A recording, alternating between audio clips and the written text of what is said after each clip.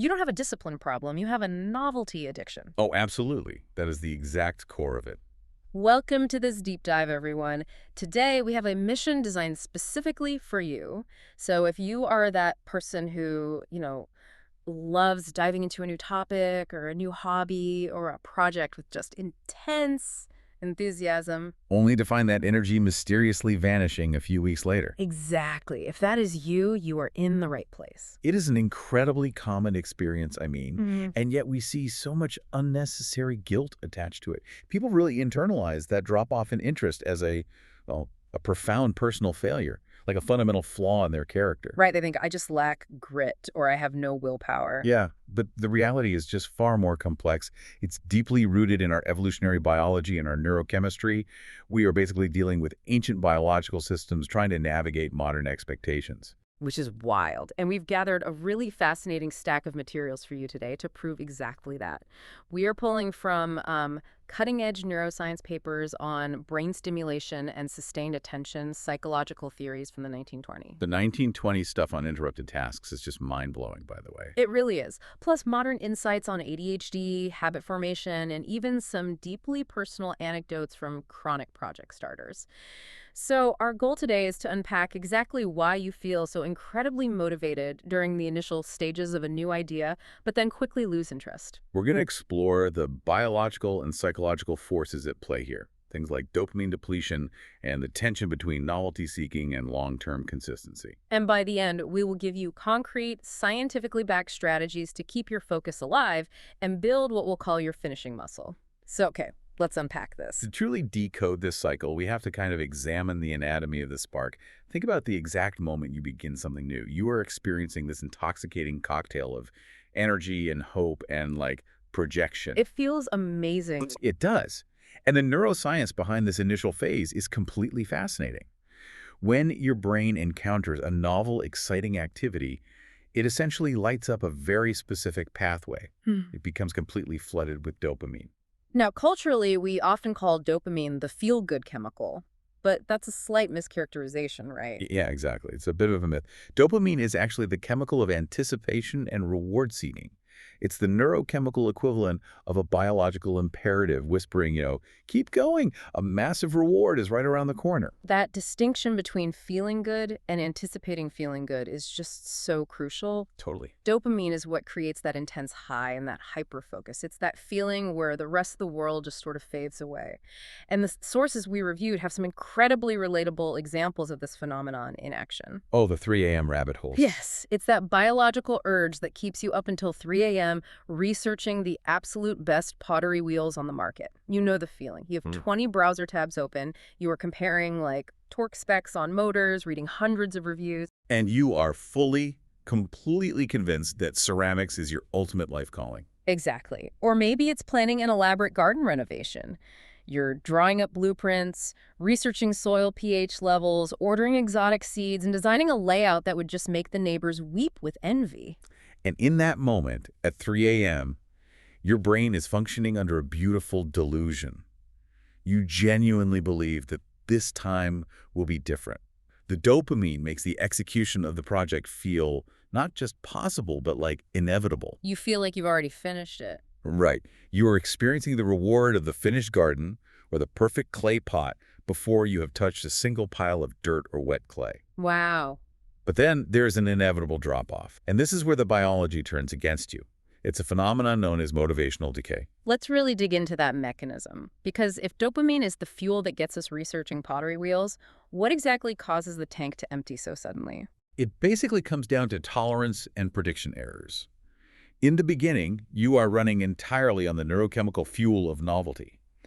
But human brains, and particularly neurodivergent brains like those with ADHD, build up a dopamine tolerance very quickly. So the effect wears off. Exactly. The evolutionary purpose of dopamine is to motivate you to seek out new resources. Once a resource is known, the brain stops releasing dopamine to encourage you to go find the next new thing. The novelty wears off. And without external deadlines or, strict accountability structures like a boss breathing down your neck, that neurochemical fuel tank just runs dry. It does. And the project fundamentally shifts in nature. It goes from being an exciting, passion-driven adventure of discovery to requiring routine maintenance, consistency, and, frankly, tedious follow-through. Reading through these sources, I couldn't help but draw an analogy to romantic Oh, relationships. that's a great comparison. Right. This entire cycle sounds exactly like the honeymoon phase. You have that fiery period with the new partner that gives you this massive adrenaline and dopamine rush. Everything they say is fascinating. Every text message is a thrill. But sustaining that 247 neurochemical intensity is biologically and practically impossible over a period of years. The human heart and nervous system would literally give out. Yeah, you'd be exhausted. Completely. So when the dynamic naturally evolves into a calm, stable connection, people often misinterpret that piece as a loss of love or as boredom. Is that what we are doing with our hobbies? That analogy maps perfectly onto the experience of novelty-seeking brains. We conflate the intensity of the pursuit with the value of the activity. We hit the stable maintenance phase of a project, and our brain sounds an alarm going, the fireworks stop, we must not like this anymore. Exactly. The lack of constant neurological fireworks is misinterpreted as a lack of genuine interest.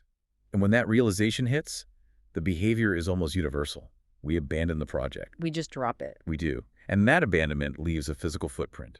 It leads us to a highly relatable manifestation of this cycle, which the sources call the project graveyard. The project graveyard. I think every single person listening right now just felt a slight twinge of guilt in their stomach. Oh, I know I did. We all know exactly what this is. It's that closet or that spare bedroom or that bottom drawer of the desk that acts as a museum of good intentions. The sources describe it so vividly. The tangled circuits. Yes, tangled circuits and breadboards from an electronics project that was going to revolutionize your home automation setup. Or the half-sewn fabric from when you were absolutely going to become a master quilter. Right, and make all your own clothes. There are unopened DIY resin pouring kits still wrapped in their optimistic plastic packaging. And, invariably, enough expensive yarn to knit a planetary ring system. The psychological weight of that space is just immense. Mhm. Walking past that closet becomes an emotional minefield. Because it's not just physical clutter, is it? No, it's an architectural ruin of your past ambitions. It is a physical reminder of a deeply ingrained behavioral cycle. A cycle that begins with curiosity, escalates into excitement, plateaus briefly at enjoyment, which rapidly decays into boredom, and finally settles into a long, drawn-out phase of denial. Oh, the denial phase. You look at the yarn and tell yourself, I'll get back to that this weekend, while the dust just collects. Exactly. The motivation vanishes, leaving behind a shame that is loud, heavy, and completely unwelcome. It's a shame that really paralyzes us. But there's a clinical concept mentioned in the neuroscience sources that I think helps separate our personal identity from that awful feeling of apathy. It's the concept of anhedonia. Yes, anhedonia is typically defined as the inability to feel pleasure or joy in activities that were previously enjoyable. But in the context of our project graveyards, the sources distinguish between two specific types that are highly relevant here. Okay, what's the first one? First, there's anticipatory anhedonia. This is the complete collapse of that dopamine forecasting system we talked about earlier. You simply cannot muster excitement or feel pleasure about future activities. So the thought of opening that closet and pulling out the sewing machine brings zero anticipation of reward. None at all. The mental simulation of doing the work yields no joy. The faucet is completely shut off. You look at the sewing machine and feel nothing but a flat line. Precisely. And then the second type is consummatory anhedonia. What does that look like? This is what happens when you try to power through the anticipatory block. You force yourself to sit down, you thread the needle, you start the sewing machine, but you derive absolutely no enjoyment from doing the activity in the present moment. The thrill is just gone. Completely gone, both in the imagination of the task and in the physical execution of it. So if the brain physically withdraws the chemical reward, setting up this double barrier of anhedonia, why does that drop-off feel so catastrophic to our sense of self? Why does the transition from passion to routine feel so devastating psychologically? Well, it feels devastating because it violates our core expectations of how effort works. This brings us to the architecture of habit formation, specifically a concept popularized by James Clear known as the Valley of Disappointment. The Valley of Disappointment, that sounds bleak. It is a bit bleak. When we start a new habit or a new project, human beings have an innate, deeply ingrained expectation of linear progress. We fundamentally believe that effort should equal immediate, visible, commensurate results. Right. The logic is, I spent 3 hours struggling with this clay on the pottery wheel, so I should now have a reasonably well-shaped bowl to show for my suffering. But progress almost never happens on a linear one-to-one scale. Often, the most powerful and compounding outcomes are delayed. You might go to the gym and work out intensely for a month. You are sweating, you are sore, you are putting in the hours. But if you look in the mirror after 30 days, you might see absolutely no physical transformation. Exactly. You look exactly the same, but now your muscles ache and you're perpetually exhausted. That is the worst feeling. It really is. That vast, hollow space between your expectation of linear progress and the cold reality of delayed results is the valley of disappointment. It's a brutal terrain to navigate because you are essentially wandering through a desert where you are putting in maximum caloric and mental effort, but getting absolutely no reward, neither from your internal brain chemistry, because the novelty dopamine is gone, Right. nor from the external physical results, because you're still in the valley. Which is exactly why the drop-off is so precipitous. But what we fail to realize is that habits and projects make no apparent difference until we cross a critical threshold. Clear calls this the plateau of latent potential, right? Think of an ice cube sitting in a room that is 25 degrees. You heat the room to 26 degrees, 27, 28, 29. The ice cube does nothing. It's just sitting there. You are putting in thermal energy, but seeing no result. It's not until you hit exactly 32 degrees that the ice begins to melt. Yeah. A 1-degree shift seemingly unlocks everything, but it was the accumulated invisible work of the previous degrees that made the melting possible. We must persist past the valley of disappointment to unlock new levels of performance. But sometimes we aren't just giving up because the valley is hard or because we aren't seeing results. Sometimes we give up because we are actually terrified of what happens if we do cross that threshold. That is a very real fear. I want to bring up a fascinating observation from one of the sources. It was a deeply personal account from a Reddit thread about chronic project abandonment. Oh, the PhD student. Yes, the PhD student who audited their own work history and realized they had a massive, sprawling graveyard of projects. Research papers, coding side projects, data sets, all sitting at exactly 75% to 95% completion. They're almost at the finish line, but intentionally left hanging. Exactly. Why do we do that? That is a textbook clinical case of self-handicapping. And the insidious part is that it is almost entirely subconscious. Subconscious self-sabotage. Essentially, yes. We avoid finishing projects because we cannot stand the possibility that the finished product in the real world will not live up to our initial dopamine-fueled vision in our heads. As long as a project remains unfinished in the closet, it remains perfect. Exactly. It is full of infinite potential. Yeah.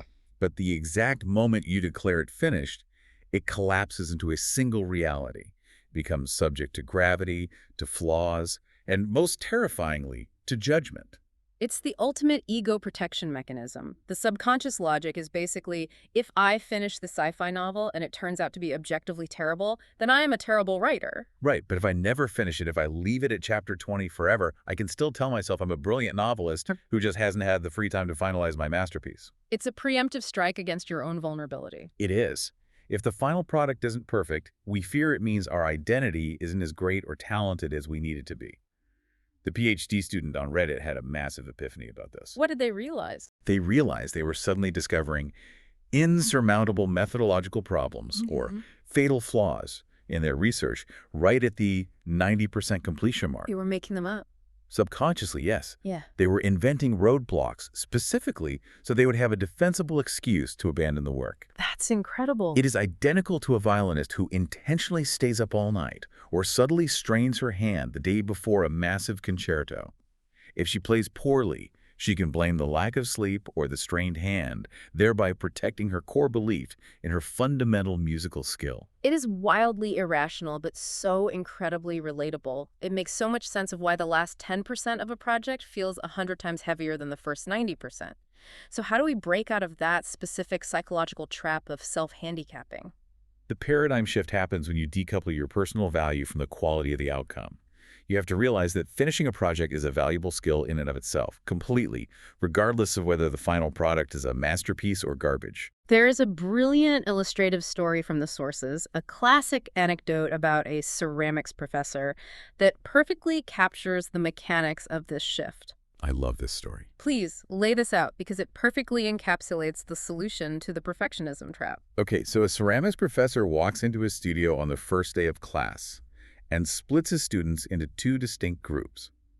He turns to the first group, sitting on the left side of the room, and tells them, "You will be graded solely on quality. You have 6 weeks to make one single, absolute perfect pot. That is your only assignment." Talk about pressure. Right. Then he turns to the second group on the right side of the room and says, "You will be graded strictly on quantity. You have 6 weeks to make as many pots as physically possible. I don't care what they look like. We will put them on a scale at the end of the term. 50 pounds of pots gets an A, 40 pounds gets a B, and so on." And when the 6 weeks were up, the results completely flipped our standard intuition about how excellence is achieved. Entirely. At the end of the course, the group tasked with making the perfect pot failed to produce almost anything of real artistic value. Because they were paralyzed. They spent the entire 6 weeks locked in the valley of disappointment. They were stressing, theorizing about clay composition, drawing diagrams, and agonizing over the aesthetic implications of perfection. They were ultimately paralyzed by the pressure of the final judgment. But the quantity group. The quantity group produced a multitude of fantastic, beautiful, highly refined pieces. Because they weren't carrying the weight of their ego into every spin of the wheel? Exactly that. Because they were focused purely on the volume of output, they focused on the act of doing. Through the sheer, messy repetition of churning out dozens of terrible pots, they learned how to center the clay, how to pull the walls, how to manage the water content, They learned from their mistakes in real time. and naturally improved. They weren't trying to be perfect, they were just trying to be finished. They built what the research calls the finishing muscle. This is such a profound reframe. The goal of your hobby isn't the perfect outcome. The goal is becoming a closer. Yes. And finishing is actually neurochemically addictive. Once you start finishing things, even if the scarf you knitted is lumpy and full of holes, you build momentum. You prove to your brain that the cycle can be completed. You shift your core identity from someone who has grand, fleeting ideas to someone who actually finishes things. And that identity shift is armor against self-handicapping. So we've mapped out the psychological battlefield. We understand why we stop mentally, emotionally, and chemically. We understand the ego protection and the lack of dopamine, but what is physically happening in the wetware of the brain when we try to force ourselves to focus and push through that valley of disappointment? This is where we transition to the neuroscience stack. Yes, specifically this fascinating TDCS study. This is where we dive into the deep neurology of sustained attention. The study you're referring to utilized something called transcranial direct current stimulation, or TDCS, combined with EEG co-registration. Okay, let's break that down so we can visualize it. Transcranial direct current stimulation. We are talking about literally attaching electrodes to a human skull and passing mild electrical currents directly through the brain tissue, correct? That is correct. It sounds like science fiction, I know, but it is a highly established, non-invasive method of neuromodulation. The current is very mild, usually between 1 and 2 milliamps. Does it force the brain to do things? Not exactly. It doesn't force neurons to fire, but rather alters their resting membrane potential. It makes them either more or less likely to fire when stimulated by a task. In this specific study, the researchers were targeting a region called the right prefrontal cortex, or RPFC. Why the right prefrontal cortex? What makes that specific chunk of tissue so vital to our inability to finish knitting a sweater? The RPFC is a critical hub for what neuroscientists call the right lateralized alertness network. This is deeply intertwined with the locus coeruleus norepinephrine system. That is quite a mouthful. It is.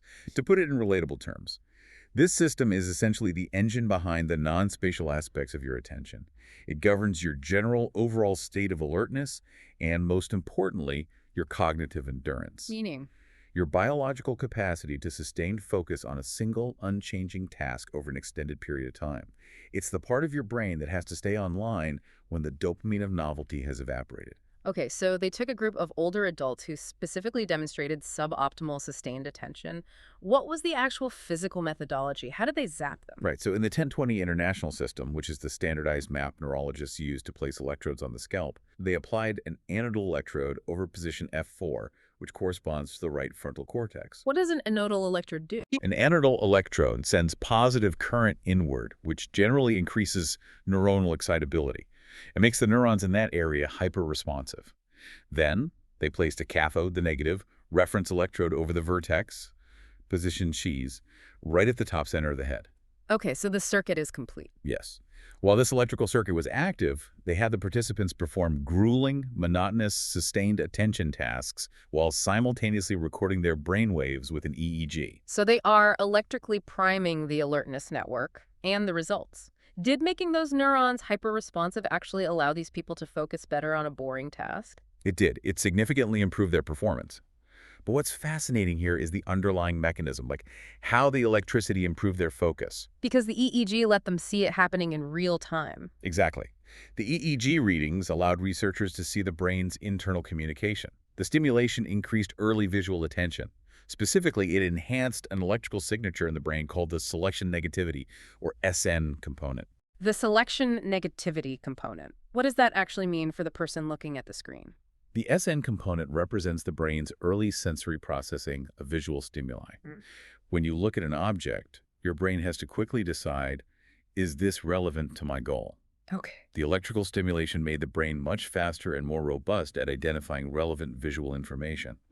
Furthermore, it enhanced frontal engagement, measured by a signal called the FP2 component. So if I'm understanding this correctly, the electrical stimulation essentially turned up the volume knob on the brain's ability to see, process, and lock onto the specific task in front of it, Yes. while simultaneously telling the frontal lobe to manage that information more efficiently. You've nailed it. It proved that the right prefrontal cortex can be physically manipulated to exert top-down control over our early sensory processing. The executive part of the brain was empowered to tell the visual part of the brain, pay attention to this, ignore everything else. That is incredible. It is. But here is the crucial distinction that makes this study so important for our topic today. While the electrical stimulation significantly improved their ability to sustain attention, which was objectively measured by a test called the Continuous Temporal Expectancy Task, or CTET, it did not have any impact on their response inhibition. Wait, let's define response inhibition. That's the ability to stop yourself from doing something inappropriate or impulsive, right? Like stopping your hand from reaching for your phone when it buzzes. Exactly. Response inhibition is the neurological braking system.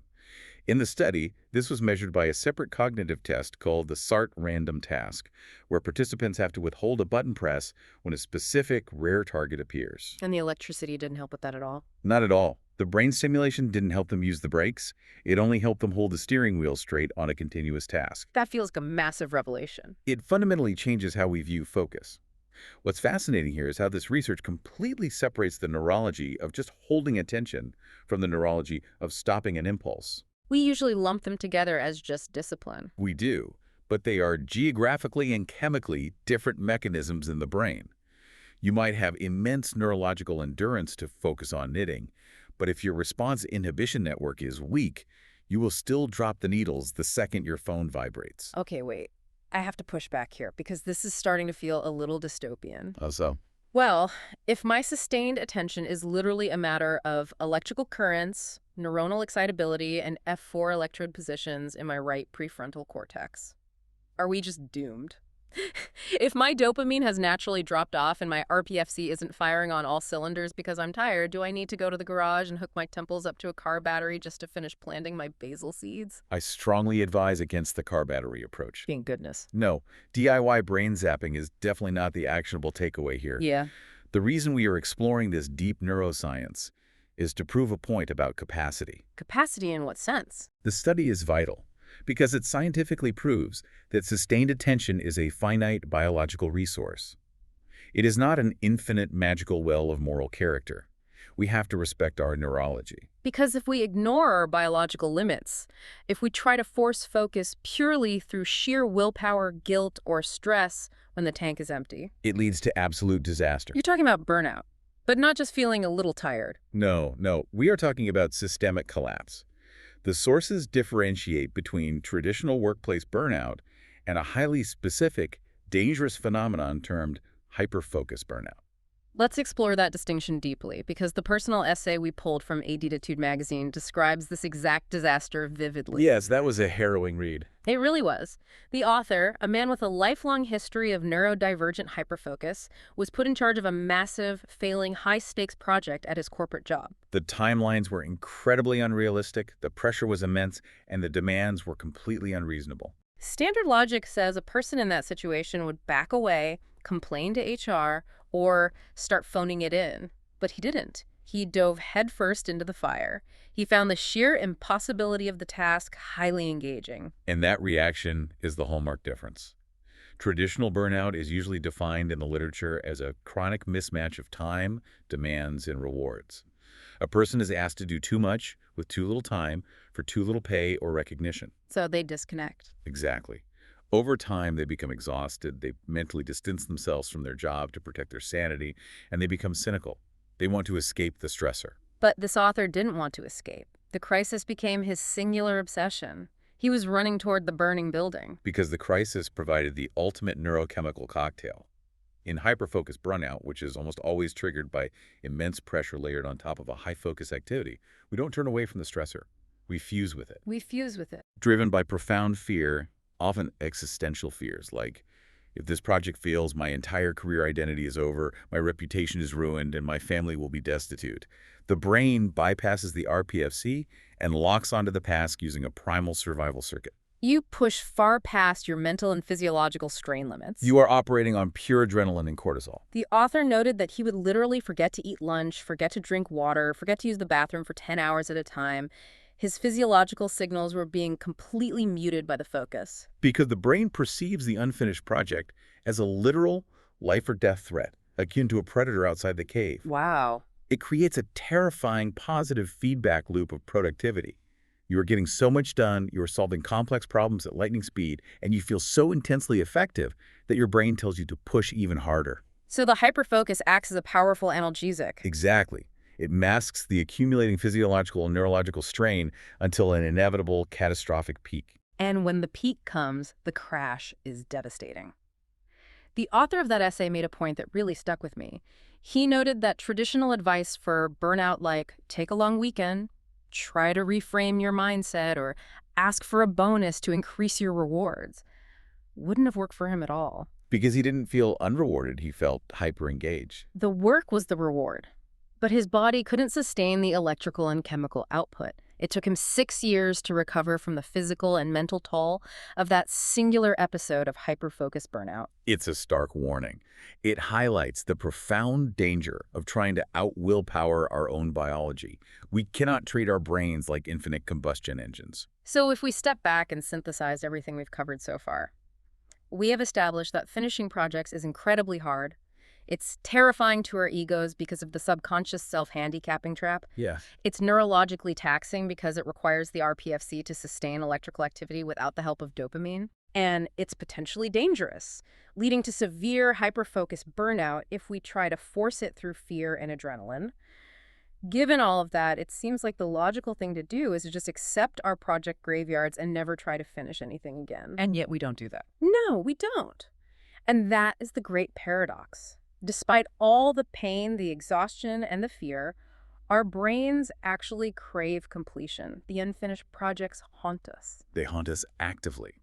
And to explain the mechanics of this paradox, we have to travel back almost a century to 1928 to the brilliant research of a Russian psychologist named Maria Ovsyankina. The Ovsyankina effect. I'm obsessed with this concept. As you should be, because it explains the low-level anxiety of modern life perfectly. Ovsyankina was a researcher in the Berlin School of Experimental Psychology, working under Kurt Lewin, who developed field theory. What did she do? She conducted a series of incredibly elegant studies that demonstrated a deeply innate, almost mechanical human urge to finish previously initiated tasks. Like what kind of tasks? She would bring participants into a room and give them a simple, absorbing task like folding complex paper shapes or assembling a puzzle. But halfway through, she would deliberately interrupt them and ask them to do something else. And she found that even if there was absolutely no explicit reward, no money, and no grade tied to finishing that puzzle, the participants were driven crazy by the interruption. Precisely. She proved that an interrupted task creates a quasi-need in the human mind. The initiation of the task creates a state of tension within the person's psychological field. And when the task is interrupted, that tension is left unresolved. It creates a profound cognitive dissonance. A quasi-need. It's not a biological need like water or oxygen, but the brain treats it with the same level of urgency. It's like a psychological itch that violently demands to be scratched. And the symptom of that unresolved tension is intrusive thoughts. Your brain will continuously automatically interrupt your current conscious thinking to remind you of the unfinished task, compelling you to resume and complete it to discharge the tension. This makes so much sense of the physical sensation of the project graveyard. This is why that closet of unfinished projects feels so heavy. It's not just a vague sense of moral guilt. No, it's your brain actively maintaining dozens of open cognitive loops. It is literally burning metabolic energy by constantly sending pings to your conscious mind saying, hey, remember that circuit board? We didn't finish that. Hey, remember the quilt? The tension is still there. It is exhausting. Your brain is running dozens of background applications that you can't close. And once you understand the architecture of the Avcii effect, you begin to see it weaponized absolutely everywhere in modern life. Really? Like where? It's a foundational principle of modern UX, or user experience, design. Have you ever logged into a new app, a banking portal, or a social media platform and seen a bright little progress bar that says, your profile is 80% complete? Yes. And I hate it, but I always, invariably, have to click it. I will add a secondary phone number I don't even use or write a meaningless bio just to make the progress bar turn green and hit 100%. It causes me genuine physical discomfort if it's not full. That discomfort is the Avcii tension. Wow. The designers are intentionally harnessing the Avcii effect. By showing you that you have started a profile but haven't finished it, they are artificially creating an interrupted task to nudge you into completion. It's a psychological cattle prod. That is so manipulative, but so effective. It is also widely utilized in education, where a skilled teacher might introduce a complex, seemingly impossible challenge at the very beginning of a lesson and leave the solution unresolved until the final 5 minutes, specifically to keep students' attention locked in. And it is the entire foundation of modern entertainment. Every single television season finale cliffhanger is just the Avcii effect torturing us. Absolutely. They open a massive narrative loop-like who shot the main character and leave it unresolved so that the cognitive dissonance guarantees you will tune in 9 months later. The tension of the unresolved narrative is far more powerful than the satisfaction of a neat conclusion. Okay, let me synthesize this entire landscape because it is wildly complex. We have a brain that literally tortures us with intrusive thoughts and cognitive dissonance about unfinished projects. That's the Avcii effect. Right. But simultaneously, that exact same brain terrifies us into abandoning those very projects right before the finish line to protect our fragile egos from the reality of an imperfect result. That's self-handicapping. Exactly. And all of the psychological warfare is happening while our dopamine levels are crashing, making the actual physical execution of the work feel like wading through chest-deep mud, requiring the right prefrontal cortex to burn immense energy just to keep our eyes on the page. When you lay it out in its totality like that, it sounds like an inescapable, perfectly designed trap. Thank goodness you are here to tell me it's not. Because I need a way out of the trap. How do we resolve this immense tension? How do we work with our neurodiverse and novelty-craving, easily exhausted brains instead of fighting them to the point of hyperfocus burnout? The primary shift is moving away from a reliance on brute willpower and moving towards structural strategy. We can actually hijack our own psychological biases and use them to our advantage. To pull ourselves across that valley of disappointment. Yes, we do this through pre-commitment strategies. Pre-commitment, meaning we lock ourselves in, bind our own hands to the steering wheel before the dopamine wears off and the storm hits. Essentially, yes, it's the Ulysses Pact. You make a firm structural commitment in the present when your motivation and dopamine are incredibly high to take a specific action in the future when you know your motivation will be incredibly low. Can you give a simple example? Sure. A mundane example is setting up an automatic transfer of $100 to a retirement account every month. You make the painful decision once, and the automated system executes it forever, bypassing your future lack of willpower. That makes sense. But the sources outline 3 specific, deeply ingrained cognitive biases that make psychological pre-commitments incredibly powerful for complex projects. Let's go through these biases in detail. The first one is the status quo bias. Status quo bias stems from our evolutionary need to conserve energy. It is our natural preference to continue down a familiar, established path rather than expending the massive cognitive calories required to evaluate and make a change. So we stick to what we know. Exactly. Once you commit to a plan and you take the first few steps, continuing on that plan becomes the path of least resistance. Inertia takes over. It actually becomes harder and more anxiety-inducing to stop the project, face the guilt, and change course than it is to just keep blindly executing the next step. Exactly. Okay, we can leverage inertia. The second bias is the endowment effect. This is a classic behavioral economics concept developed by Kahneman and Tversky. Yeah. Humans irrationally overvalue things simply because we own them. We assign higher worth to our own possessions than to identical objects owned by someone else. So how does that apply to projects? In the context of projects, if you can create a plan or a project framework that you feel you authored, that is truly yours, you place a disproportionately high psychological value on it. You become highly reluctant to abandon the project because it feels like throwing away a valuable personal possession. And the third bias, which is related, is loss aversion. Loss aversion is the principle that the psychological pain of losing something is roughly twice as powerful as the pleasure of gaining something of equal value. Losing $20 hurts more than finding $20 feels good. So if I invest time in a project, If you invest in a support system, an accountability partner, or a specific plan, the sheer fear of losing that structure and that accumulated effort will drive you to continue, even when the work itself is profoundly tedious. there is a brilliant anecdote in the Kitz's article from our sources that perfectly illustrates how to weave these biases together. It's a story about a financial advisor named Andy who is trying to onboard a prospective client named Carl. Oh, this is a great case study. Andy needs Carl to commit to the incredibly boring, tedious process of gathering years of financial documents for a discovery phase. Most clients drop out here because the dopamine is zero. Right. Nobody likes doing paperwork. So Andy asks Carl to rate his readiness to proceed on a scale of 1 to 10. Carl thinks about it and says he's an 8. And here's where Angela performs an absolute masterclass in psychological pre-commitment. A lesser advisor would have said, "Great, an 8 is passing. Here's the massive list of documents I need from you." But Andy doesn't hand Carl a list. No, instead, Andy pauses and asks, "What would we need to do together to get you from an 8 to a 9? Yes. And the psychology of that question flips the entire dynamic. Carl has to sit there, evaluate his own hesitation, and voice his own needs. Right. Carl says, "I think I just need a clear list of things to do for the discovery process so I know what I'm in for." By making Carl articulate the requirement, Carl essentially pre-commits himself. He literally asked for the homework. It's his idea now. That triggers the endowment effect. Okay. He's established a collaborative relationship and a path forward that triggers the status quo bias. And if he backs out now, he loses the momentum he just asked to create loss aversion. Andy used Carl's own psychology to build a bridge across the valley. It's masterful architecture. Yeah. And we can apply this same architecture to our own solo projects. But even with pre-commitment, we still have to execute the daily work, which means we have to design our physical and digital environments tactically to support our fragile focus. Which brings up one of my absolute favorite analogies from the entire stack of research. I've been thinking about this ever since I read it. The lion tamer. Ah, yes. The brilliant visualization from the James Clear article. Think about the classic image of a circus lion tamer. Have you ever wondered why, out of all the tools in the world, the successful lion tamers, the ones who don't get eaten, always step into the cage holding a simple wooden chair? It seems ridiculous at first glance. Right. Why a chair? It's not a physical shield.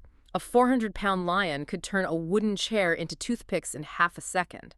The secret lies in how the lion's brain processes visual information. A lion, much like the human brain, is hardwired to focus on one single moving target at a time. Exactly. When the tamer thrusts the chair at the lion's face, the lion is suddenly faced with 4 individual chair legs moving simultaneously in its visual field.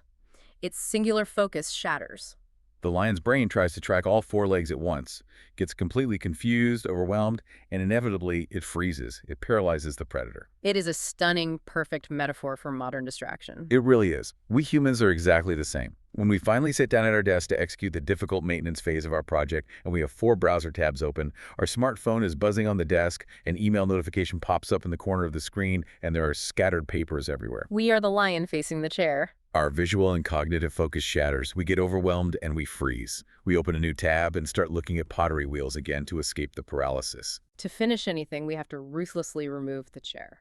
And removing the chair starts with a concept the sources call defining your core business. You have to sit down and ask yourself a very difficult, clarifying question. What is my absolute main objective right now? You must define the core. Yes. If your defined core goal is to become a published writer, then spending an hour experimenting with a new blogging platform technically serves that core business.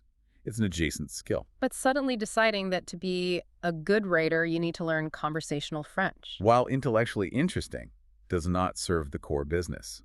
You have to build the discipline to ruthlessly filter out the shiny new ideas that do not serve the immediate core objective.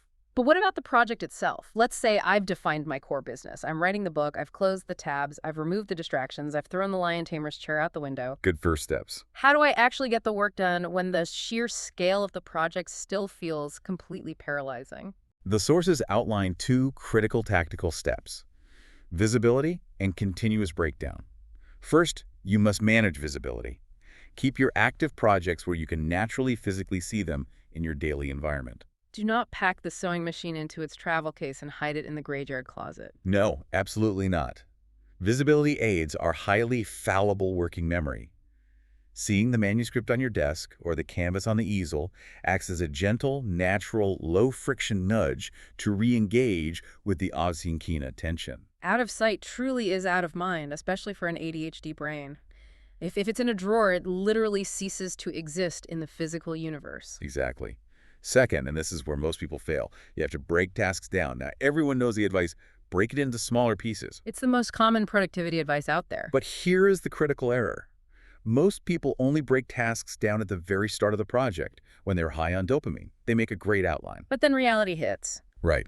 As the project evolves and hits roadblocks, the outline becomes obsolete, and the remaining work morphs back into a giant, terrifying, overwhelming blob. You must use tools. The sources suggest utilizing dynamic systems like Timo's AI Co-Planner to continuously, iteratively break tasks down throughout the entire life cycle of the project. Every single day, you should be microslicing. Every single day. The sources give fantastic, actionable examples of this. Instead of having a sticky note on your monitor that says clean the house, which is a massive, multi-hour, paralyzing directive, you change it to clear and wipe the kitchen counters. Yes, much better. Instead of a to-do list item that says organize the garage, which makes me want to take a nap just looking at it, it becomes take the trash out of the garage or sort through exactly one storage bin. It makes the next immediate step incredibly concrete and lowers the barrier to entry. And the neurology behind that is sound, right? It is. When you complete that tiny concrete step, when you wipe the counter, you get a micro hit of dopamine. It's small, but it's enough to build momentum for the next micro step. However, even with all this brilliant structure, pre-commitment, visibility, and task breakdown, there will still be stretches of the project that feel incredibly mind-numbingly boring. Inevitably. So what is the play there? Do we just grit our teeth, stare at the wall, and force the right prefrontal cortex to burn calories until we hate ourselves? No, because we know from the hyper-focused burnout discussion that forcing it is dangerous.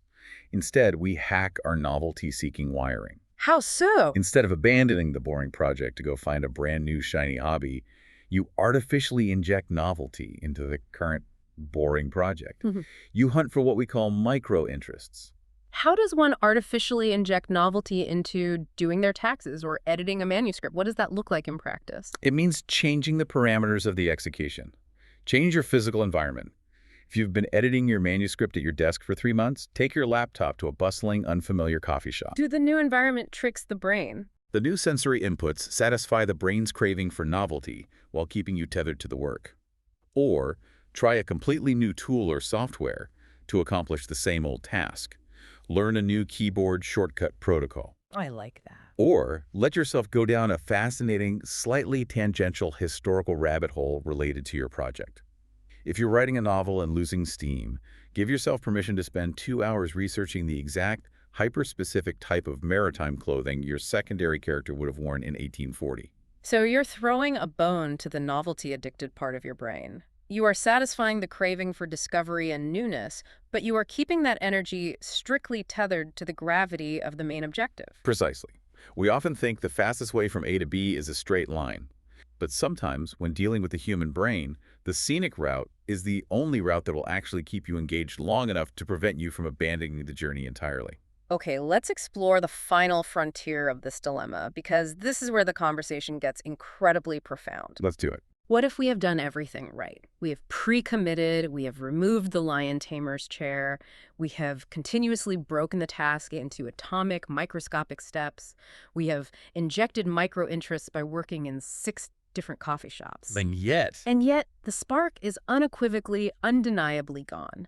The project feels like a dead weight around our neck. It is bringing absolutely zero value to our lives. this is a crucial pivot point in our understanding. Because if you have applied the strategies and the project still feels like a corpse, the problem might not be your execution, your focus, or your follow-through at all. Then what is it? The underlying problem might be your rigid definition of what completion actually means. The idea that not everything needs to be completed. I want to emphasize this heavily because it runs completely counter to the Protestant work ethic and the productivity culture we are all steeped in. Not every single thing you start needs to be completed. That is hard to hear for some people. It is. Many of us suffer because we set what psychologists call aspirational goals, writing the great American novel, launching a world-changing tech startup, completely overhauling our entire personality and physical existence from the ground up by January 15th. They are massive, monolithic, identity-defining goals. They are beautiful, life-changing ambitions, but demanding of yourself that you execute every single one of them perfectly to 100% completion every single time you have an idea is statistically and biologically absurd. It is like deciding on a Tuesday that you are going to plan an expedition to climb Mount Everest as a casual weekend hobby. Exactly. It sets you up for inevitable, crushing failure and shame. This brings us to a massive aha moment I had while reviewing these materials. The absolute necessity of learning to celebrate partial success. Yes, that reframe is everything. We have to validate the effort we put into the valley, even if the final, glorious peak was never reached. The sources list some incredibly beautiful, grounded examples of this reframing. They do. Think about that novel you started, the one you abandoned at chapter 3, leaving it to rot on your hard drive. You might view it as a failure. But that failure still provided you with 15,000 words of rigorous writing practice.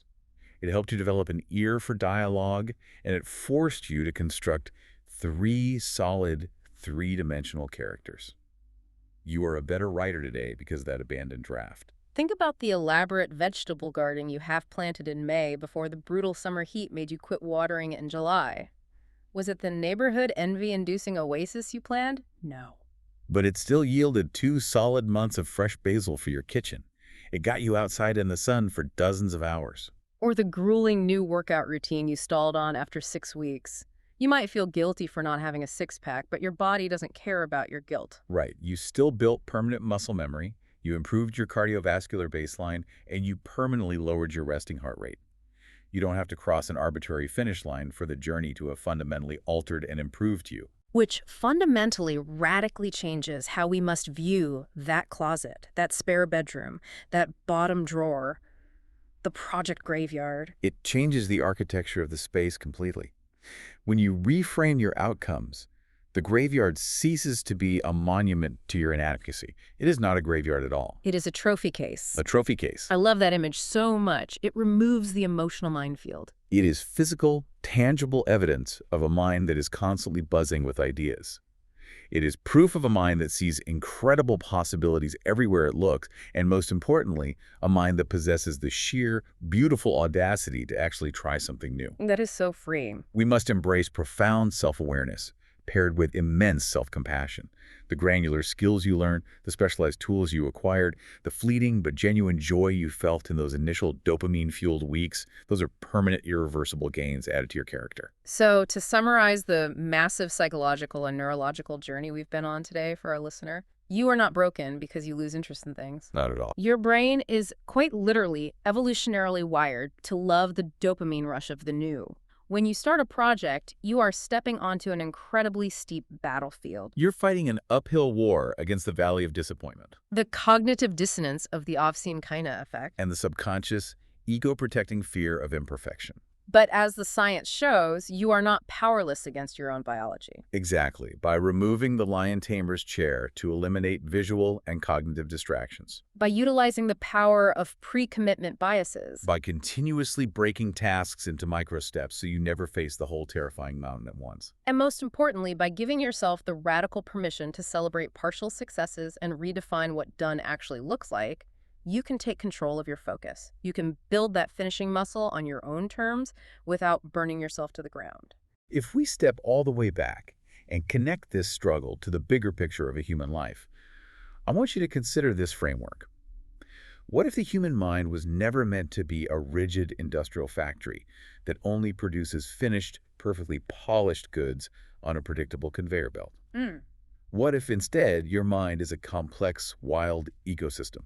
In any healthy ecosystem, not every single seed that falls to the ground grows into a towering redwood tree. In fact, most don't. Millions of seeds sprout, live briefly, serve a microscopic purpose, and return to the soil.